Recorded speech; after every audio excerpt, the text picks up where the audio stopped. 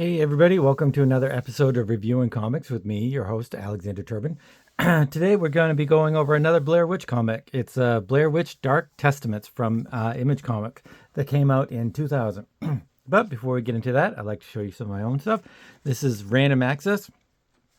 It's a 12-page, full size, sometimes full color, but right now it's black and white, but going back to full color. With backup stories by Christopher Knox and Paul Courtjohn. And this comes out on a monthly schedule. And it's you can check these out at patreon.com/Alexander Turbin, or you can go to my website, alexanderturbin.com, and check these out there. The newest one is the People of Vandor, Part 2, which was serialized daily on Instagram for a few, like last year, I think. But at alexanderturbin.com, you can also check out my other stuff, Mutandis, Forlorn, and Cyrene, and all of my other works. Or you can just message me at alexturbin0441 at yahoo.com or alexturbin04401 at Instagram. So, The Blair Witch, the second book that we've looked at. The first one was a black and white kind of an anthology weird thing. So I guess The Blair Witch is all about the Blair Witch, which I guess, as we know, is she takes over other people's minds. So she's like a demon, and they become possessed, and then they do horrific things in her name. Usually it's against children. So let's get into it. Like I said, this is Image, so this is a professional book. Written by Ian Eddington, art by Charlie Adlard, with digital painting by Nick Bell and Brian Haberlin, and lettering by Dreamer Designs. Editor is Brian Haberlin. So, I don't know how you guys feel about this. I feel like digital coloring. I do digital coloring myself, and I think it's fine.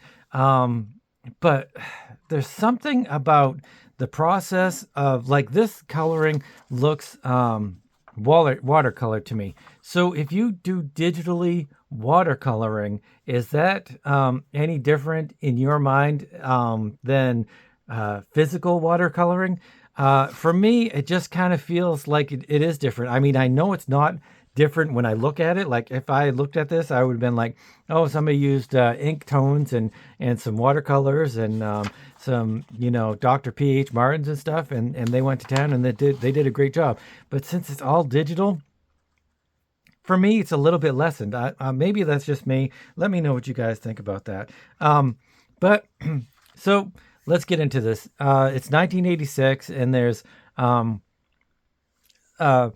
the main character. I think he's the main character. It's kind of hard to tell with these things. But the main character, he goes into a room where there's two children, twins, and he tries to smother them, but he can't because he's stopped because he's a wicked old guy. And so he goes to jail, and nobody knows why he's tried to kill these kids. And he just kind of has this flashback as to kind of the beginning of this whole thing. And he talks about this guy, Matthew Patterson. And then he says, oh no, let's go back even further. And it actually starts with him as a young boy, befriending the Parr twins. So remember those names, Patterson and Parr. They're very integral to the story. And then I really kind of had to go back and reread kind of some of the stuff because I didn't really pay attention to the names of things. And that really is integral to the story. So it's some sort of boys' school or regular school, and he just talks about the Parr twins and how they're each different. One of them wasn't so great at school, but he was great at artwork, and he loved animals and stuff. And the other one was kind of a hunter and stuff. The other one, I guess the Blair Witch kind of invades his mind and starts to take over his mind. So he gets the one that loves animals to go find this squirrel, and then he uses a slingshot and he kills the squirrel, and he starts dressing him like he's a hunter. He's even though he's a young kid, he's still a hunter, and he's making like squirrel stew for them, I guess. And it's probably during the not the I'm drawing a blank. Not the Great Depression. It's probably the Great Depression, and so there's probably not a lot of food and stuff going on. But the one that loves animals gets really pissed off at the one that killed the animal, and he says, "You're not my brother anymore." Like they thought they were going to get into a fight and be angry and stuff, but he was just like, "No, you're not my brother anymore." So I think that was him more recognizing that the witch has taken over his mind than it was him saying that I don't love you anymore. It's just that he's saying that the witch has you. You're a demon now. So that's how it is from now on. The kid, one of the Farr brothers, the one that killed the squirrel, is visited by the witch at night, and all of these stories are very discreet and very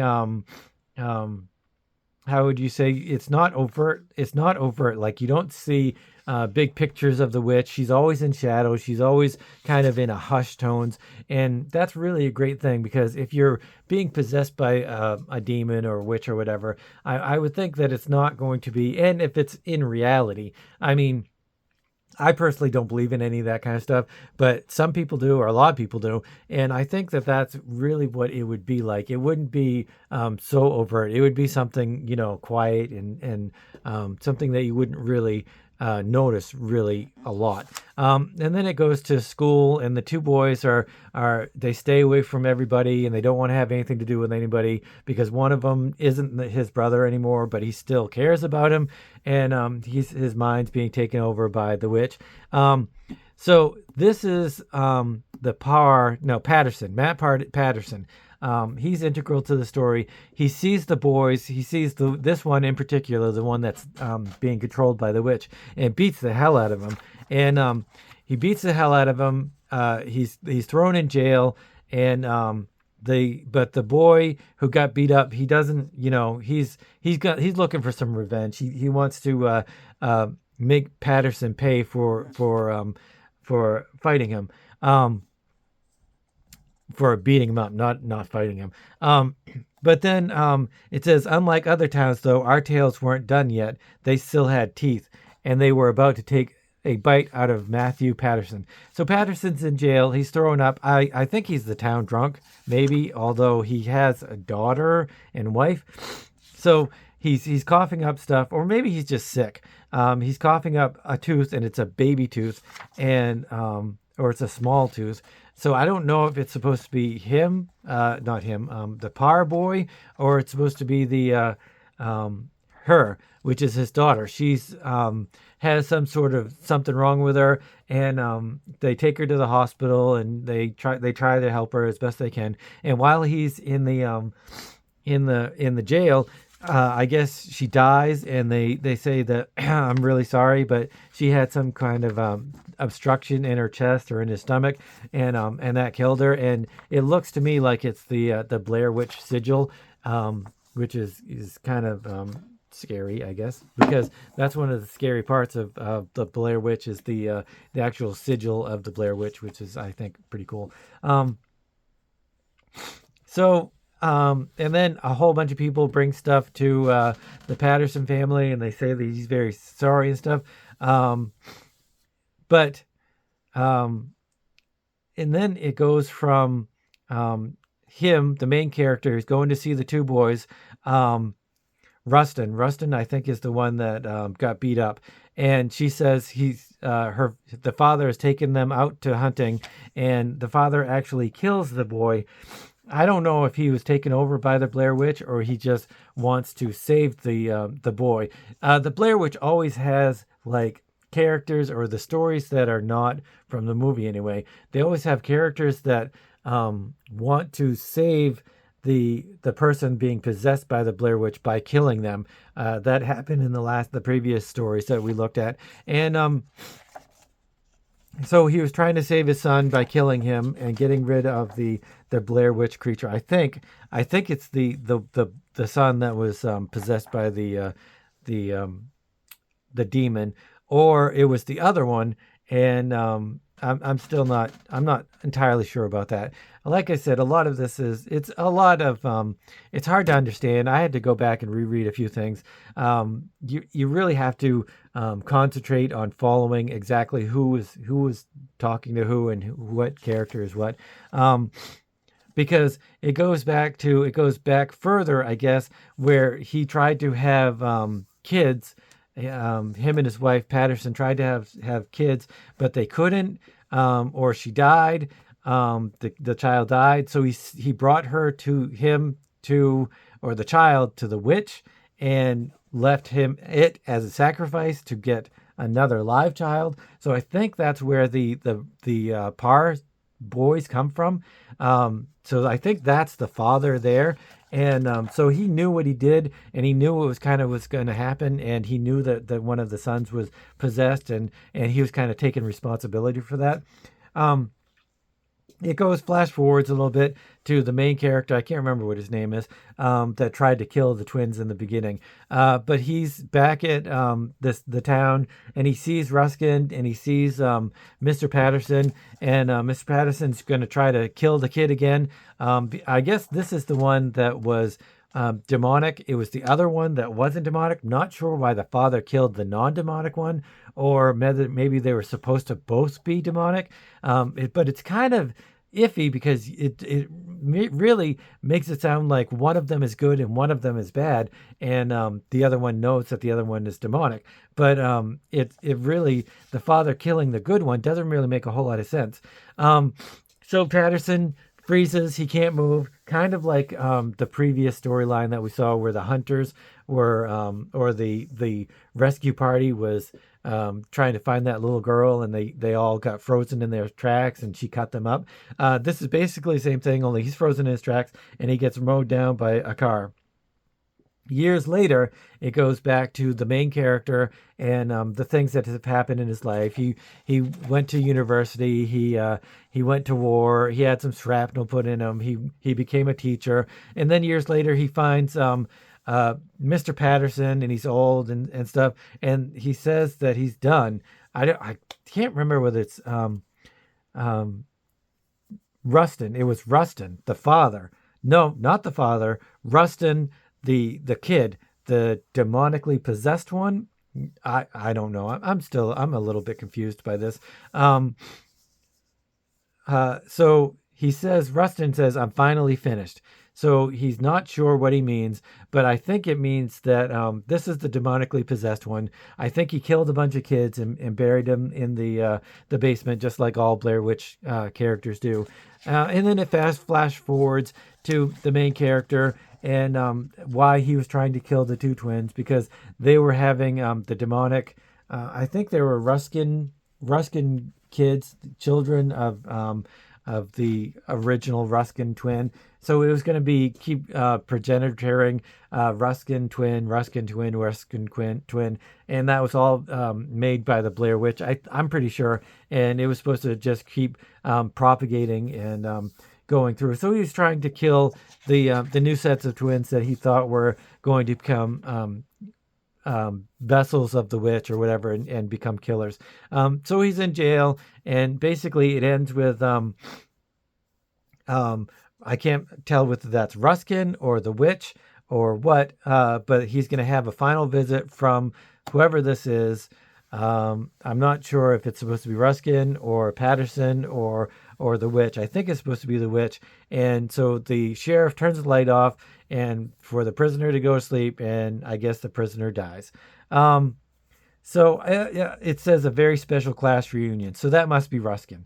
Doesn't make any sense, because if he said that he was finished, I kind of assumed that he was saying he was confessing to the murders or whatever, and that he was going to be thrown in jail himself, but it doesn't really say.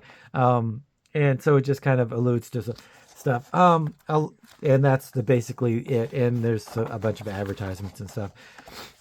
So story-wise, like I always say, character development and voices of the characters and whether they're believable or not. Very believable. The writing is fantastic. It's really wonderful. The only problem I have with it is the plot is it's not convoluted. It's complex. It's so complex, and a lot of things. And I think that the problem is a lot of times creators either talk up to their reader, which they don't give enough information, and they think the reader will just kind of make that stuff up in their heads, or kind of come to the conclusion that they want them to, or they talk down to the reader and they over explain a lot of things. The Image guys, in the beginning, they were the latter. They over explained everything. They did not want you to have any kind of confusion in your head. Alan Moore, he has the perfect balance of giving you just the right amount of information to figure out what's going on, but not talk down to you so that he has to hold your hand and kind of tell you exactly what's going on. It's always a constant battle with, I think, everybody. It's either, can become confusing, can become convoluted. But if you do things right and you show and don't tell, and you write just the right amount of things, then you can walk that tightrope of talking up or talking down or talking perfectly to your audience. This one doesn't really do a great job, just because it doesn't say who these characters are. And it does. It says Patterson. It says Matthew Patterson, and he kind of just is one of the characters. The Ruskin boys and Patterson is the main characters, and you know who they are, you know what they are, but because they're twins, you don't really know exactly who's who, and I don't really know why one of them is not possessed and one of them is.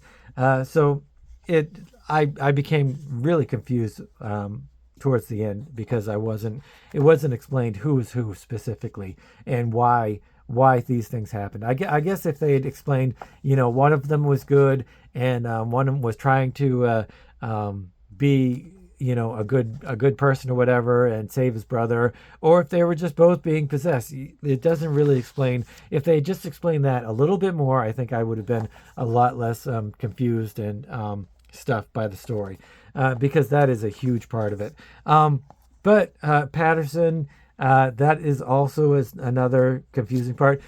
Some of the confusion is that a lot of times they don't say who somebody is because you're supposed to recognize them.